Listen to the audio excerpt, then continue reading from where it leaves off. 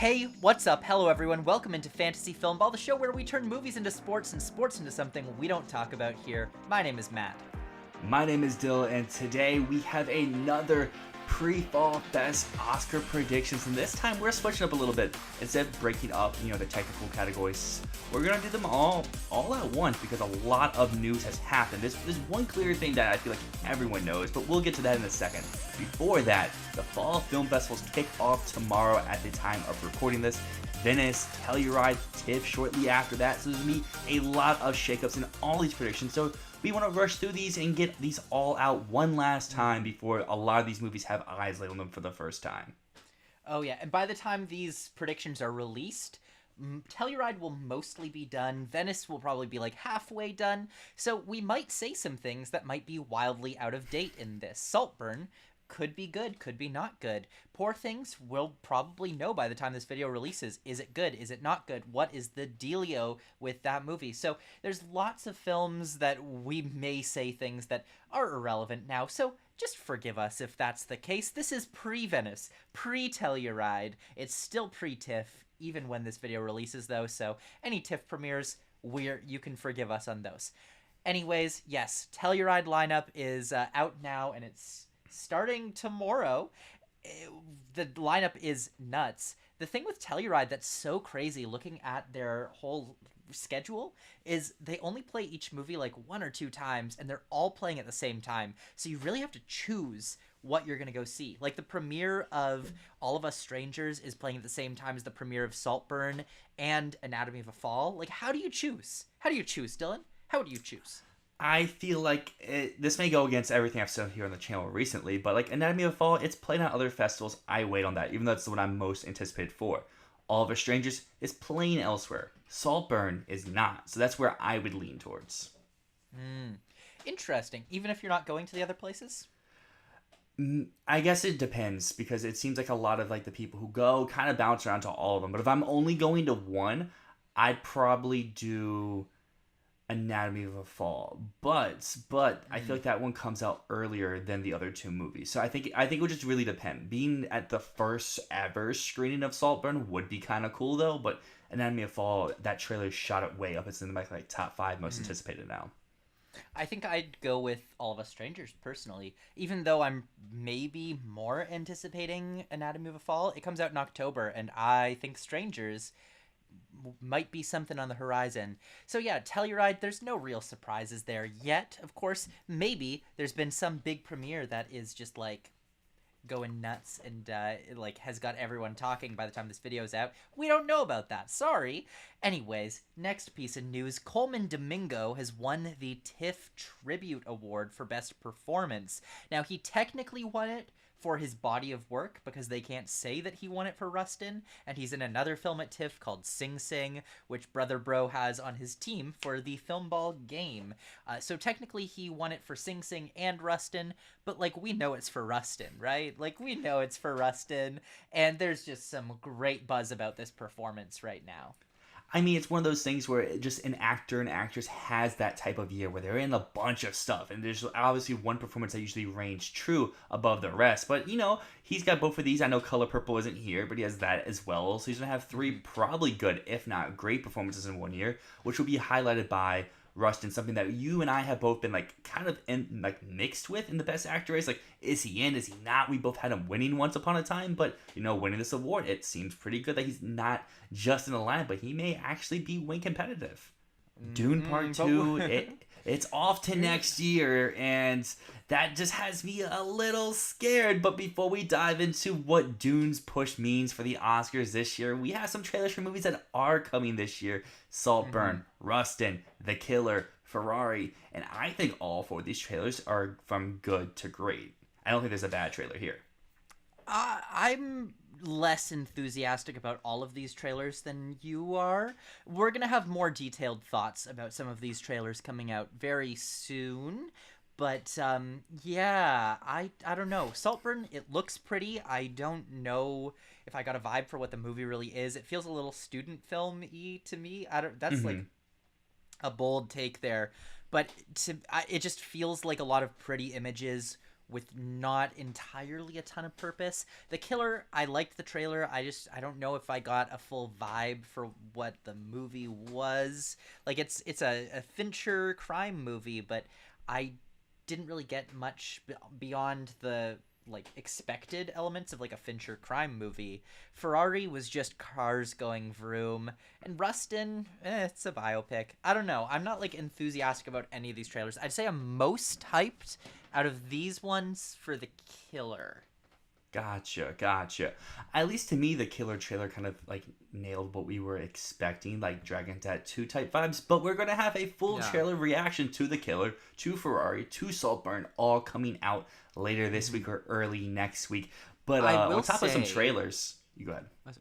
I will say one thing about Ferrari, one takeaway, is that Adam Driver's Italian accent is not that bad this time. I have been wrong. It's not as bad as Gucci, but he only did one line, so that could still change. You talk about being bad, but those posters for Killers of the Flower Moon, they're something. Oh, yeah, those posters for Killers of the Flower Moon, they do not look like the posters of a Best Picture winner or nominee. They look like straight-to-DVD crime movies. Maybe that's the vibe they're trying for. Not a good vibe. Maybe that is. Maybe it's intentional. Well, it's getting that wider release because Dune Part 2, it's off to March of next year, which is a weird date in general, let alone for it having to move. Why go to March, which is, one, already super packed, and two, Dune does not feel like a March-type movie. I know that there's been people who talk about, like, oh, the Batman did well there, but also the Batman could have done a lot better in other places just because March is not really a time where people are going out to the theaters in droves. But Warner Brothers, they have a plan. I guess they gotta put this out sooner than delay it a whole extra year. But what are your thoughts on this before we dive into all these categories where Dune was probably in there for a nomination? I think the reason that they've put Dune in March has to be just that they're looking at the schedule of releases, and it's the only time that's not already crowded by other top-tier blockbusters. I mean, you have a solid window where all of the IMAX screens are just going to be Dune here. Snow White's not going to try to take over. You get, unless Ghostbusters moves, you get 2 weeks, which is the Ghostbusters basic. is... There's no way Ghostbusters takes precedent with their IMAX over. There's no way. Ghostbusters, I don't think that they... Did Afterlife play IMAX? I might be misremembering. I'm pretty sure it did. It's my knowledge of what IMAX is you have to book your screens in advance. And if Ghostbusters already had that date, that means they have those IMAX screens starting from that date. So what this is this essentially cutting the legs. I think it's the Godzilla movie that opens a few weeks before. So it's just cutting the next 2 weeks off of Godzilla. Yeah, I don't think that that Ghostbusters is going to interfere. I think Dune's still going to get a 3-week to maybe 4-week it's not 7. run. It's not 7, but yeah, I still think it's going to get quite a bit of time. And it's not going to be competing with the Marvels like it is now in November. Let alone Dune losing those IMAX screens. It's going to lose some Oscar nominations this year because it's not coming out. So I feel like we should dive into this first category, one where I think you and I both had it winning, which now we need a new number 1 for Best Cinematography. I never had it winning. I don't think I've had it in my top 5, maybe all year long. Interesting. Someone can fact check me on that. I don't know. We always argue about cinematography going back and forth. I always say Dune looks good, but the thing with Dune and cinematography, which I'll be back to saying next year, is that they do not award the same cinematography multiple times. So I'm really glad Dune is now not in the conversation here, so I can stop making this argument, stop saying, oh, well, they did Dune last time, so they're not going to do it again. That's off the table now. So what do we have instead? Well, we have plenty. And currently, my bet for number 1 is Poor Things. Reason here, you might look at me and say, what are you, stupid? What are you, you got Oppenheimer right there. You got Oppenheimer right there in number 2. What, are you stupid? Yes, I'm stupid. That's besides the point. I have Poor Things at number 1 because Oppenheimer, yeah, it looks good. It looks nice. It's fine. That's not where the movie shines. It's not going to win everything. Cinematography is not where that movie shines. Poor Things is visually masterful. We know that from the trailers. There is so much going on here. They jump aspect ratios. They jump from black and white to color to these sort of vivid, stunning visuals that look like they're from a Jean-Pierre Jeunet movie like Amélie, City of Lost Children. It looks stunning. It's like this weird Victorian vibe that mixes The Favorite with so many other weird, dark, gothic fairy tales. I can't wait for it. Needless to say, this movie feels like it should win production design. That said, there's another movie that is definitely winning production design, which is Barbie. I'll talk about that a little bit later. And I think that they're going to be looking for a way to reward Poor Things' visuals because it is so visually spectacular. And one thing Barbie does not have is really out there cinematography. The production design is great, but the cinematography it just shoots it. Here, you've got great production design, and you have cinematography that really creatively captures it. So that's why I've got it at number 1. Yes, it's a bit of a hope diction at this point, but I just have a bit of a hunch. I don't see Oppenheimer winning, so this feels like a number 1. What do you think about that? I also have Poor Things at my number 1 now that Dune is gone. Oppenheimer, I think, has a lot better of a case than what you're giving it for here. Is because they had to invent black and white IMAX. You tell that to cinematographers, they're going to eat that up. And I think that could be an angle for it to win. But I also don't have it winning here. I think they're 1A, 1B, and I would throw Maestro in there. I think one of those three is going to win your award here. Which one will it be? Poor Things the Best Picture player? I think it wins this like how Mank did a few years ago. Mank was not a Best Picture frontrunner at that time, but everyone acknowledged the cinematography was immaculate. I think the same thing could happen with Poor Things. Maybe it happens with Maestro as well, but I feel like you have a great top 3 here. But what's rounding out your top 5? Oh, well, I got Maestro, of course, looks great. Saltburn, I just put in my top 5 after seeing the trailer. The cinematography here is really stunning. Now, I did say earlier it looks a little bit like a student film. I might be wrong about that. I don't know, but the cinematography is really gorgeous, and it's very carefully put together, which is very important. It's very meticulous, handcrafted. I think it looks so interesting, so stunning, and it's just pretty pictures. You know what I mean? But then finishing off my 5, I have Killers of the Flower Moon right there. I have Killers of the Flower Moon, which the trailer we've seen, it looks great. Nothing has changed there. It's a big movie that's going to rack up a lot of nominations. Oppenheimer hasn't changed that much with how Killers is going to perform on nominations morning. It's a lower tier contender in each category, but like The Irishman, it's still going to show up in every category. And I do think that this actually looks better than The Irishman in terms of the cinematography, the lighting design, the chiaroscuro used by Rodrigo Prieto, Scorsese's cinematographer. So yeah, that's my top 5 right there. You're going to notice, though, that I have just dropped the zone of interest out of my top 5. Reason for that being that while this movie might be innovative, might be incredibly inventive and unique in how it uses cinematography, how it uses night vision and static cameras that are like, I think they shot 360, but then I don't know exactly how they did it, but there's a lot of technical achievements in this film. I do think it's going to be a little too experimental, a little bit too odd. I think there's some infrared that's used in this movie too. Yeah, aggro drift. Aggro drift style.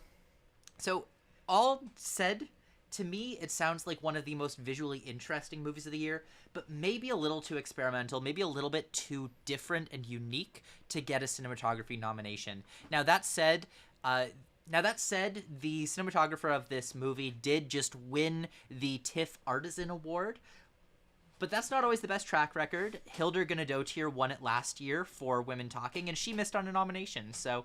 I mean, you have my top 5 and your top 6. I would replace Saltburn for the Zone of Interest. And I think that you're pretty set there. I like your lineup. And as I mentioned before, Poor Things, Oppenheimer, Maestro. One of those is your winner now. It's just take your pick which one. Most people seem to be going Oppenheimer, but is it going to win everything? Probably not.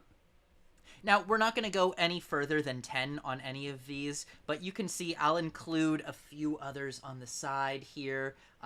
But you can see I'll include a few others on the side, which will kind of round out more of my lineup. We just have so many things to talk about today. We're not going to go down the list even more. But yeah, you can see over here, there's more films. Anyways, let's move to the next category. We are going to Best Sound.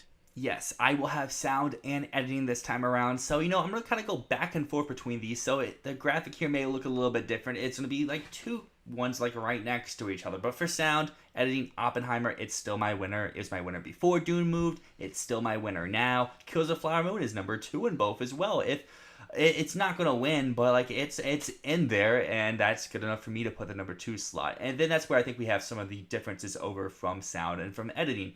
I think Ferrari is a movie that I've been high on all year. It seems like other people are hopping on the man hive, and that it's rising up in the ranks. It will probably be seen by the time this video is out, so maybe this movie is dead on arrival, a Venice flop, and it's out of sound and it's out of editing. But for the moment, especially with Dune gone, this seems like another double nominee in these categories, because recently, since they combined sound into one, we've been getting at least 2, if not 3, double nominees each year.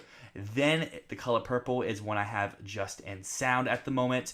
It's one where I feel like because it's a musical, it can carry its weight, and I'll just continue down with my sound lineup for the moment. Napoleon is my 5th slot. It's the war stuff. It's the guns, the cannons, the horses, the troops of soldiers. I feel like there's a lot of sound work going into that, where it's one that you could easily snub, but it makes sense in here, especially with Dune moving out.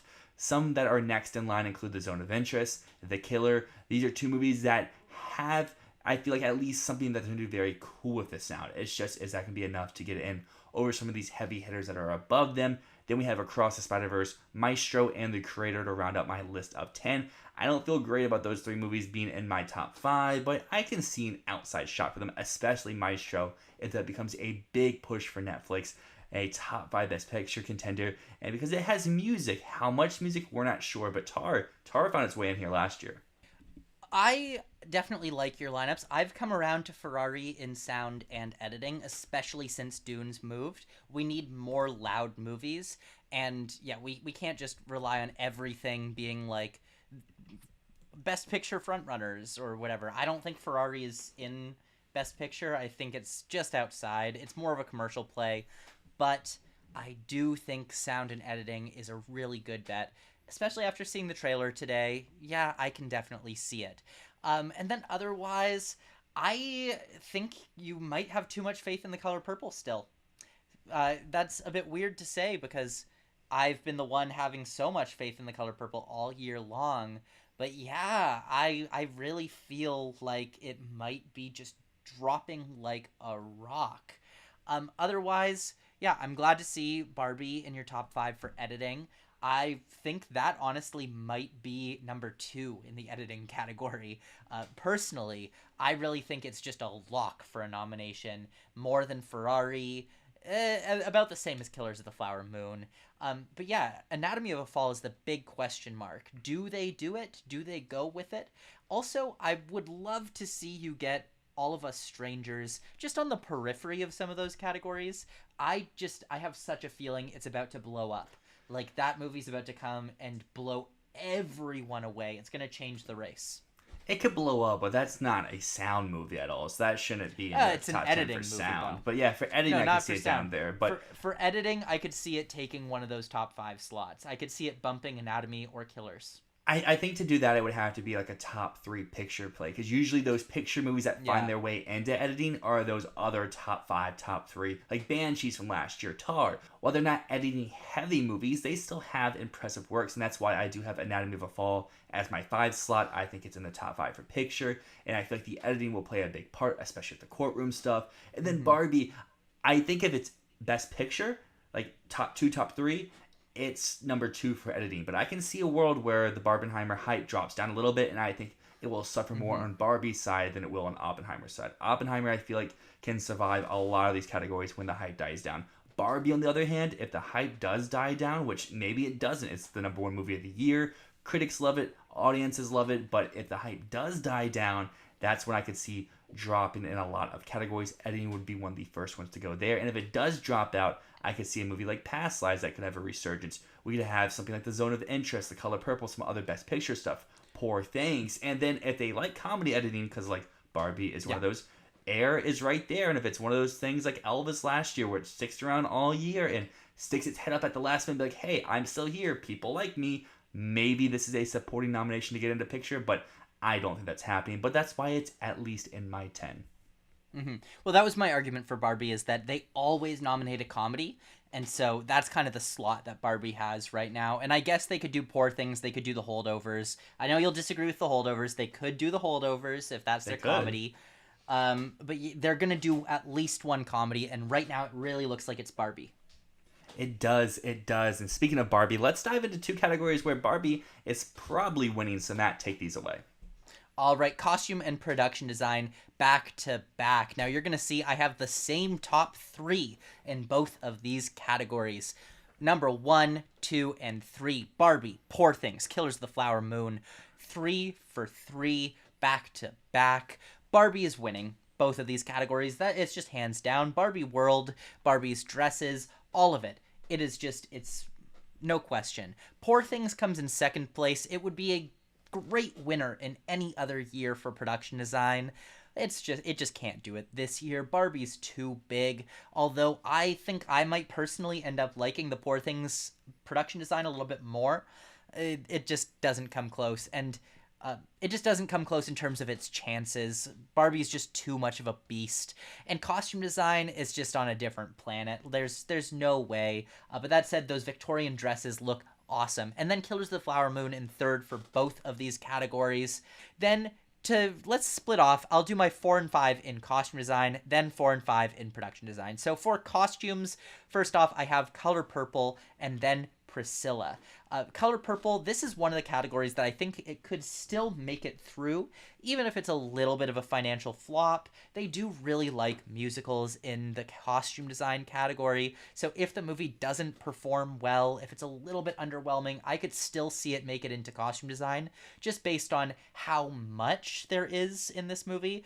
From the trailer, it looks like there is so much going on in the wardrobe department. We saw a fantasy sequence, it looked like, with great dresses. We saw other sequences that have these beautiful white robes.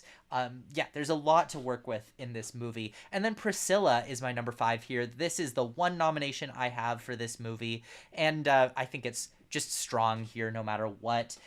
It seems to be doing a different thing from what Elvis was doing last year, because Elvis was much more flashy and was much more about Elvis's stage outfits, where this seems to be much more about what Priscilla wears at Graceland and sort of the everyday life of Elvis and the glamour behind the scenes instead of on the big stage. I think they're very interesting sets right here, because I do agree that your 5 for costumes are also my 5 at the moment. There's been a lot of talk so far about what movies are benefiting the most from Dune's delay, and at least to me, I think the movie that benefits the most is Killers of the Flower Moon, because a lot of those categories is where it was going head to head with Dune and Oppenheimer. And I feel like at least one of those movies, if not 2, would probably miss from here and there. But now it's Killers, it's Oppy. There's usually only 2 movies that get to 10 plus nominations, not 3. And then after that, you get to movies like The Color Purple, like Barbie, like Poor Things, that just move up the ranks here. And especially in these 2 categories, Barbie, Poor Things, they look great. I agree with Killers of the Flower Moon. And then, Color Purple, Priscilla, Napoleon costumes look great. Production design, Oppenheimer, they built a whole city. There was just some news about that in the headlines the other day, where Nolan went over budget with the city stuff, so then he had to go like under budget for the rest of the movie. And I feel like those could kind of go like hand in hand and benefit each other. Asteroid City is one I'm not leaning towards personally, but I fully get your reasoning there. I would lean more towards something like Napoleon, more towards something like Saltburn, or something even outside your list like Wonka could even jump its way back up here into the top 5 if that movie catches on with the Academy. That is true. Wonka's a good thing that I didn't mention. I'd probably have it right at my number 11 spot, which you'll see on the list. Some other things to mention: costume design and production design. I have Napoleon right on the outside. I could see it in both of them or in neither of them. It could definitely happen. And Wonka, I definitely feel more confident about the costumes than I do about the production design. So, if we look at the category here, the costume designers for Priscilla, Lizzie Gardner, Tim Chappell, are Oscar winners for Best Costume Design all the way back in 1994, where they won for a movie with Priscilla in the title as well. I haven't seen it, but Matt, you said you've seen it and you thought the costumes were great, right? Yes, The Adventures of Priscilla, Queen of the Desert it's an amazing movie, one of the best costume design winners of all time in my mind. There's just such big costumes, so many costumes. And in that case, the Priscilla is not Priscilla Presley. Priscilla is the name of the bus that these three drag queens drive around the Australian outback in. It's wonderful. It is one of the most uplifting, cheerful comedies that I've seen in a while. I watched it for the first time this year. Highly recommended if you out there have not seen it. Great movie. I mean, I'm a sucker for some good costumes, so it's definitely one I will add to my list. But something I'm not always a sucker for is the best makeup and hairstyling winner. Usually this is a category that lets me down, whether it's because it's a big snub or they just picked the wrong choice, in my opinion. And I'm a fan of hair, and you may see in my lineup here, I'm giving a little bit of love to some movies with hair, but also keeping in mind that they focus more towards makeup. So number one is Maestro. I've had Dune Part 2 here all year long because of the cake work they were doing on the Harkonnen and on Austin Butler. But this year, he's gone, so Maestro moves on up. Bradley Cooper, Leonard Bernstein, it just makes sense. Number two is Poor Things. For if they decide to, venture off of Maestro for any other reason, this has a great case there for all the work they're doing on Willem Dafoe. There seems to be a lot of great hair work across various actors and actresses, including Emma Stone. And I feel like there will probably be some background characters that have some sort of makeup work on them due to the surgeries that Willem Dafoe's character will be doing throughout. Then number three, I know that you may not agree here, but Barbie, I have it in here. There's not much makeup work other than some glam stuff, but there's so much hair work here. I just saw the movie for a third time the other day. It's not just Kate McKinnon. All the Barbies have so much going on, whether it's making sure their hair looks perfect or looks crazy or just is so stylish. And I feel like, especially if this movie is strong in picture, this will be like a coattail nomination for it. I have caved, and Barbie's in my 5 for makeup, but it's at the very bottom. You know what I think you should have that you don't have in your top 10? Where's What is that? Oppenheimer? I mean, I just don't see what they did there. There's one scene with... No, they're every single scene. They're either de-aging or aging every single one of the characters. Benny Safdie is like his face basically just molds the entire time. Cillian Murphy, he jumped back and forth from being this older Oppy to the early sequences where they just like smooth him out, make him look so damn young, and like you see his aging as it goes on. You see how the stress impacts him. The makeup work isn't really flashy, but it's very present. It's like so at the forefront of everything this movie is about.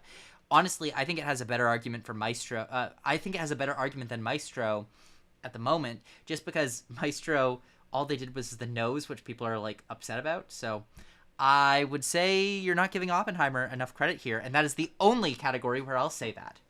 I guess, though, Oppenheimer at number 11. To round up my 5, though, Guardians of the Galaxy Volume 3. This visual effects double nomination for a movie that you wouldn't really think would have 2 Oscar nominations. And then my 5 slot. This is where I think there's some interesting things to do. The smart side of me says go color purple. The crazy side of me says go Napoleon. Think war movies, dead bodies. They're going to be doing work on... Joaquin Phoenix, as well as making everyone look really dirty and musty. But then there's a movie right now out in theaters that's doing pretty well at the limited box office called Golda, and they're doing a lot of work on Helen Mirren. And I feel like this could be one, if it catches on at like some bodies, it could sneak its way in here to best makeup and hairstyling. Kind of like how last year we had Mrs. Harris Goes to Paris be a low nomination in costumes just because it caught on and it was something that everyone acknowledged all season long. People who have seen Golda come out saying like, oh my gosh, I couldn't tell that was Helen Mirren. And like when there's a lot of close-ups in the movie where you can't even tell like they have her caked up, but like it's really good work. But this will be like a test to be like, is it the quality of the work or is it the recognition of the movie? Because the movie's just okay. But that's a long shot. So I'll have it at number 6 right now. But like last year, I had Mrs. Harris Goes to Paris at my number 5 slot pretty much the whole year long, and that worked out. So maybe a big swing here, maybe it's a big miss, but maybe it's a big hit. I like the expression they got Helen Mirren caked up, because I feel like that normally refers to someone's butt. So I'm just thinking I of a mean, who caked knows? up Helen Mirren. Maybe she's not Glenn Close dancing at the Oscars, but I'm sure she's got some moves in her. Oh, But to round out da my butt. 10, Killers of the Flower Moon, Wonka, Priscilla, they're here. They're going to be in the conversation, but I don't know if they're in. And yes, Oppenheimer, you make a great point. It's probably in my 10. What do I move out? Maybe Wonka. I'm not sure, but I see that as a category where Oppenheimer just misses because it can't get nominated everywhere. And to me, that's more of a missed category than the one that you'll be talking about up here next. Let's talk visual effects, the biggest category that has been affected by the Dune move. Because Dune was a walk-away winner. You could have already written the names of the visual effects coordinators on Dune. You didn't even need to vote for it. You could have just given it to them. The way that you could have with Avatar last year. It was just a shoo-in. We all knew it was happening. So the big question here is, what happens now that Dune is gone? And I think we might see Marvel get their first win for visual effects. I don't think so. I don't think they'll ever win. Well, but what else is going to win, Dylan? The creator? I don't see the creator. I think it's going to be a financial flop. I can't see that being a winner. It's just going to be like a movie that kind of comes and goes. It gets nominated. People go, yeah, cool, that was there. Awesome. So Guardians of the Galaxy, if they're ever going to give Marvel an award, they might as well give it in a year that just vacated its biggest threat to win. So yeah, Guardians of the Galaxy, Volume 3, number 1. Number 2, the creator. I know I just said I don't think it's going to be going in with the biggest amount of hype. It could win.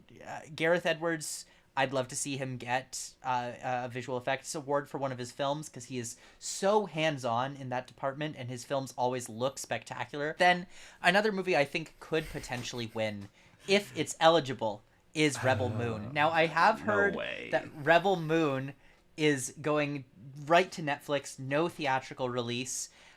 It just depends if it gets a qualifying run. But if it does get a qualifying run, I think it's in. I think the trailer looked very strong with the visual effects. And Dylan, what else is there? What else is there? It doesn't matter what else is there. It just matters they don't care about Zack Snyder. This won't even be shortlisted, even if it's eligible. Yeah, he's never been nominated for visual effects. That is fair. But there's always a first time for everything, and it's more visual effects heavy than most other films here. At least to me, I think the creator has a great campaign to get its way in here. It's under $100 million budget. I feel like this movie's going to turn a good profit at the box office because nothing comes out in September. This has the month to itself. And I feel like as long as this movie's not awful, which it doesn't seem like it is because they're like getting out there with some early buzz and some early press. They're showing scenes to the movie like 3 weeks out before it even comes out at some film festivals. So, I feel like there's buzz building up for this, and I feel like you can make a great case like, hey, we didn't have much of a budget, but look how good this looks. And I feel like they could have a great bake-off. But there's a movie that you don't even have in your top 5 where if it's nominated, it wins by default. But I get why you don't have it in here. But I think with Dune gone, it's winning this category. No, it's not. No, it's not. I refuse to admit that Oppenheimer is a thing in visual effects. I have it at number 9, begrudgingly, because people are talking about it as a possibility. I think it would be insulting to visual effects artists for Oppenheimer to be nominated. Like, straight up, I think it would be insulting. Christopher Nolan has spent the entire year being like, we didn't use any computer graphics, which is also a lie. They composited. They just didn't create any new imagery. They're still compositing. There are still visual effects shots in this movie. But the fact of the matter is, he's been going in the press all year long talking about how he didn't use anything. It was all in camera. I don't know. It would be genuinely, I think, insulting to give a visual effects award to a film because they did one explosion. And you could say that they did the moments where the background shifts behind Oppy, but that's the most simple projection method that they used. You could say that it's the flashes inside Oppy's mind, but that's stuff that Stanley Kubrick did for a scene in 2001: A Space Odyssey 60 years ago. But there's not enough visual effects in this movie to warrant a nomination, and I think it would be one of the worst nominations in this category maybe ever. I mean, this category also is meant to recognize practical effects, which Oppenheimer has a ton on fold. And if we go back to the COVID year, another year of a depleted lineup, our best visual effects winner was another Nolan movie that didn't have a lot of CGI VFX, but was mostly practical work, and that was Tenet. So I see Oppenheimer, if it gets in, it wins. I currently have on the outside looking in, and I have the creator as my winner. I don't see a case for Rebel Moon winning. Guardians, maybe, but also the visual effects in that movie aren't great, and I feel like if you're going off of they're going to vote for what's the best, they're going to vote for the creator. I wouldn't call myself an Oppy hater. I am an Oppy skeptic. So I don't know. I think that people calling for an Oppenheimer win in visual effects are, to use a term used by someone in our Discord, glazing a little bit. Well, they're there's glazing. his shout out that he's been asking for. He's got there it you now. go. There But you yeah, frickin' go, Jake. I mean, for we're talking about wins. It's Oppenheimer. It's creator in my mind. Or if this branch wants to be really cool and pull an Ex Machina, they give it to Poor Things, but that's not going to happen. So That would be awesome. That would be your top so three. cool. We have your top three, but what's your 4 and what's your 5? Because looking at your lineup here, Yeah. the one I'm seeing in front of me, I think we share 3 nominations. Well, I'm assuming you also have Napoleon in your lineup. I do. That's my 5. Yeah. Well, I recently learned that Napoleon's visual effects are done by Industrial Light and Magic, and they always get tons of nominations. They are very good at polishing their visual effects. And screw it. I don't have much else that I'm passionate about. At number 6, number 7, I've got Indiana Jones, Little Mermaid. Both are financial flops that have a lot of baggage of people not really liking the way that they look. So those are on the outside. And yeah, Napoleon just kind of sneaks in because of that. I really, this category kind of sucks this year. I don't know what to say. Napoleon gets in because of ILM. And then I'm just taking a leap of faith here, saying Dungeons and Dragons makes it in. I don't know if I actually believe this, but I think there's a really good narrative here in terms of how they're going to present it at the Bake Off, because they did a really fascinating mix of miniatures, of practical effects, which blend together with the CGI. I think it's really going to go a long way, because this is the type of stuff that they nominate all the time. And going back to 2020, which was another year that was very thin for visual effects movies. There was not a lot of movies that came out that year that were big. That's just what 2020 was, and I guess it's what this year is too. But in that year, they nominated a film called Love and Monsters, which had a pretty similar narrative in that it was like a cool mix of some practical elements with CGI. It was a bit of a smaller movie, but it was charming and kind of unique and called back a little bit to those Ray Harryhausen movies, which I think Dungeons and Dragons does too. So I'm just putting it in because it feels like a nomination we would get in a bit of a weaker year. I like the Dungeons and Dragons shout out. To me, its hurdle is a short list. This just screams it misses a short list for no good reason. But if it makes a short list, I think it does get nominated. I just am a little scared of it missing the short list. I would take the chance personally on one of those 2 Disney flops, Indiana Jones for the de-aging. I mean, they threw Irishman in here. I know Irishman was well liked, but people shit talked the de-aging in that movie even when it came out. So it's kind of the same thing here, and this de-aging was better in my opinion, and I feel like a lot of people feel the same as well.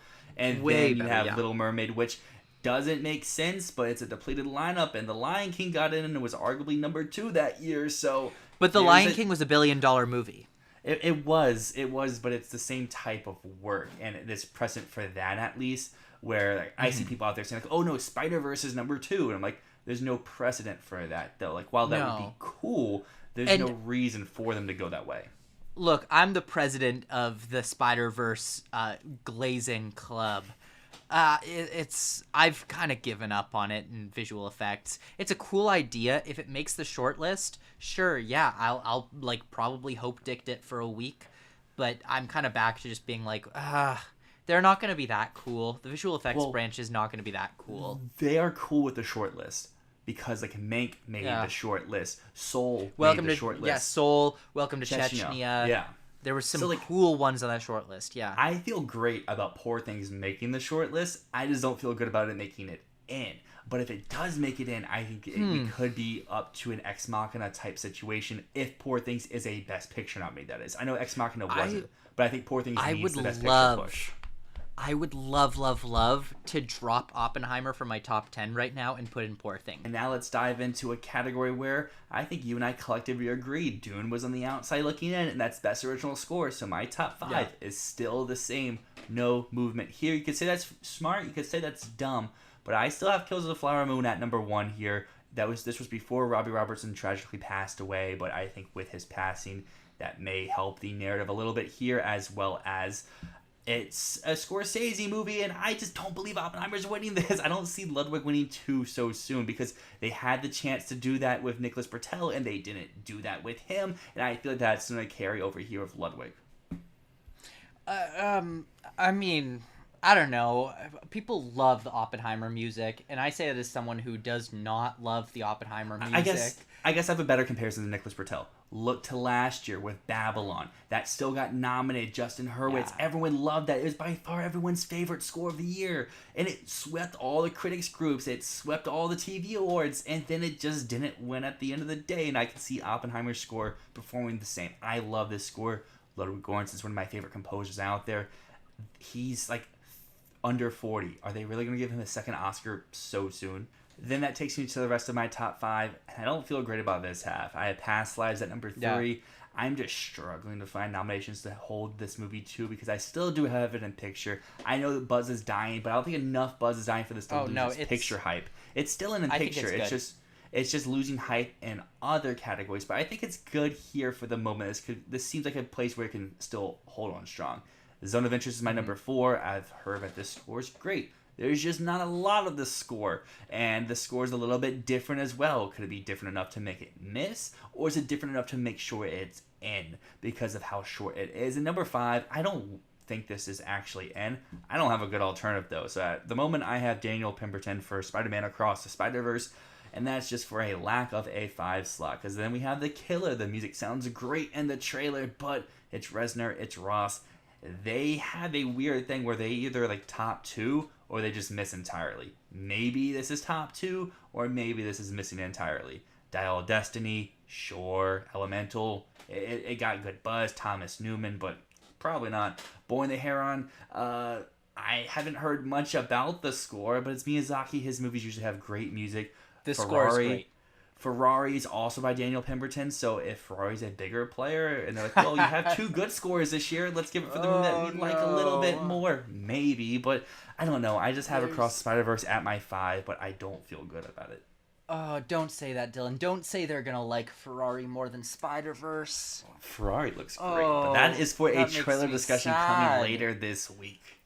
You know what I think you're missing on your list? Poor Things. You see, I had it on my list before, but then you said the thing about, is there going to be a lot of music, or is it just going to be a little amount like The Favorite had? And that made me like second guess myself. So it's one of those where it's like next in line. I probably should take Boy and the Heron out to put that in, but I'm getting more confident in it. I'm getting much more confident in Poor Things music. Well, you know what? By the time this video is out, that means Poor Things has probably been seen. So if there is a score, people are talking about it. That is my number 5. If the movie's been seen at this point and people are like, the score is good, it moves up to my number 5. But they're like, oh, the score, it's not much. It's like The Favorite. They're using a lot of older music. Then it's still here at the 10 plus range. And now that carries us over to our last category, Best Original Song. And we've had some updates since the last time that we did this, because we didn't do song last month. So, Matt, what are you feeling like in song post-Barbenheimer? Woo, okay, post-Barbenheimer. So this one's not affected by Dune, obviously, unless there is going to be some, like, weird chant at the end. So, I don't... whatever. I'm going to say now, I'm breaking on my Disney wish is going to win. I'm going to say Billie Eilish is going to win again. What Was I Made For is just such a good song that has had such an impact. It's a ballad that I think voters are going to connect with really, really strongly, especially Barbie. If it's a huge contender, this could be a very easy place to award the film, because the song is really damn special. Like, it's a good song. I think it's one of Billie Eilish's best, and I think it would be a more worthy win even than No Time to Die was. It's just a gorgeous ballad. But then, of course, I still have Wish at my number 2 slot, followed up by I'm Just Ken, also in here. We got a double song nomination. Could that hurt What Was I Made For? Because it might split votes. Absolutely it could, and that could put Wish over the top. But at the moment, I think it's just easier to say the Billie Eilish song is probably going to resonate more with voters. I'm Just Ken is just jokey. It is, in my opinion, a terribly written song, but that's also the gag of it. I've come around on it because it's so well used in the movie that I'm kind of just like, fuck it. Yeah, it's fun. I don't know. I still have a Spider-Verse song here. Am I Dreaming, I think, is a great song. It's a top 4 song of the year for me. I know you don't like it. I don't understand how. This is a great song that I think just sums up everything about Spider-Verse and why Spider-Verse was such a huge hit. And I mean, I know you've said before your reason that you don't have a Spider-Verse song is because you just think that everyone comes out of that movie with a different song on their mind. But they're going to submit 1 or 2 songs. If they're wise, 1 song they'll submit. And if they just submit 1 song and they narrow in on Am I Dreaming, they'll get in. Finishing my top 5 off, I've got Diane Warren. Fuck it. Diane Warren, I don't know what she's cooking something up. At least to me, I mean, I get it. They just submit 1 song, but I don't see where the passion would be for the 1 song. And if you have it missing score, which everyone loves about the movie, it's interesting to me that you would still have a song in there. Because I can see Spider-Verse getting score, but no song. I can't see it getting song without score. But I'd love to have it in both. I'd love to. I think the big glaring omission here is I know you're not as strong as in a picture, but these musical movies, unless they're complete flops across the board, they still get their new added-in song in for Best Original Song. And Color Purple has at least 1, if not 2, being added. And I feel like it doesn't even need to be top 2. It can be the number 5 slot. But I feel like as long as this movie's still coming and it's not like a 50 on like Metacritic, it's probably getting that song in there. Other things on my list, I've got Road to Freedom, the Lenny Kravitz song from Rustin. This one could be a big social justice song. We saw like an influx of those in 2020 when we had a song from One Night in Miami, Judas and the Black Messiah, and oh my god, what was the last one that had Trial of Chicago 7. Yeah, all of them had that like sort of call to action song at the very end, which was very much popularized first by An Inconvenient Truth and later by Selma. So that could really be a thing. Road to Freedom just sounds like the worst nominee in the category, like, dang. But not as bad as if Sound of Freedom makes it in. Because Sound of Freedom has a song titled Sound of Freedom, and if it's making it in anywhere, maybe it would be song. This seems like the most Diane Warren song that Diane Warren didn't write. I have not seen the movie. You've seen the movie now, but I have listened to the song. It's fine. It's all right. Again, it feels like a Diane Warren song. What was your take on the song, having seen the movie? It's just a normal credit song. I mean, there's actual music in the movie, which I feel like should be pushed, but I don't know if those were original or they were not. They were from the children singing in their indigenous languages, but I don't know if that would qualify or not, because I don't know if that was a prior use song or not. But yeah, the Sound of Freedom song is just it's not even a credit song. The credits play with the score, and then Jim has his little chat with us, and then another track of the score plays, and then this song plays like the final 2 minutes, and that's about it. Jim having a chat with you sounds like he's threatening you at gunpoint. I mean, that's what some people feel about it. So, that could be a fitting description. But at least to me, Road to Freedom, I feel like if Rustin's a thing, if Colman Domingo is an actor, I think that this could get in too. Because I know voters don't think like this sort of thing. But last year, Lenny Kravitz performed at the Oscars, and it seemed that people did like his performance and be like, oh, well, he was here last year. Let's, blah, blah, blah. Like I said, I know people don't think like that, but it could be in their back of their minds when they're writing their ballots and like, oh, Colman Domingo, like that. Lenny Kravitz, cool guy. Song, it's fine. Put it in. I could easily see myself swapping the Spider-Verse or one of the Barbie songs out for Rustin, or hopefully, the Diane Warren song. Investigate Diane Warren. Seriously. Oh my god. Anyways, to round out my 10, I've got a song from Wonka. I don't know what. And then finally, Peaches. Peaches is dead. Peaches. Ken killed Peaches. Maybe. Kids fucking love that song. Like, Kids don't vote. But it's an important metric in this category because when you look at songs that just get played over and over and over, kids don't vote, but their parents do. And their parents are the ones hearing this shit every day, and they're going to go, oh, yeah, my kids play that song on the TikTok. Those kids would be more recently, at the time of voting, playing the song from Wish, playing I'm Just Ken. No, that is Wonka true. Song. It is a good point. But just don't underestimate the popularity of Peaches. It's a shit song, but it's popular. I am so confident that song won't be shortlisted. I would put anything down. There's no reason for them to shortlist that song because if they want the fun if you want to call it, but the pop song that charted, Ken has charted higher. Ken is selling more. Ken is from a potential Best Picture winner. It checks off all the same boxes of Barbie, but is more accessible in every one of those boxes, and it's not. Hey man, 80 seconds long of Jack Black saying three words. You got a point. You do have a point. I'm just saying it's popular as shit. So it is a fun category, and I like that we've actually heard a lot of these songs. I feel like at this time last year we were guessing so many of them. We were like, "There's a Gaga song," and I don't know what else.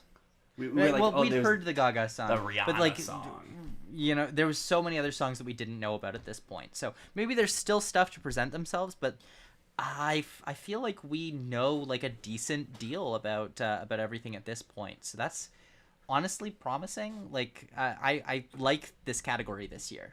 It's fun. And I know I wasn't a huge fan of the Asteroid City, but shortlist that song the kid sings about the alien. That would be more worth the spot than Peaches would be. Well, what else is there even to shortlist? I mean, maybe Flora and Son, Little Mermaid, Past Lives, maybe something's from the Hunger Games. I don't know. Yeah, I'm sure there'll be stuff that pops up the rest of the year, but this was a long prediction. So if you made it all the way to the end, thank you so 9 much. categories. Consider dropping a comment down below with what are your thoughts of Dune movie? Are you sad? Are you happy for some weird reason? How has your predictions changed? Is it a specific movie that's taking all those nominations? There shouldn't be. It should be different by category. But what are some of your big change-ups post Dune delay? But as always, drop a subscription. We got new stuff each and every day. Matt is going to tip here soon, so a lot of these movies you'll be seen before our next prediction spot. I have to sit on the sidelines and be like, that looks fun. But until then, my name is Dyl.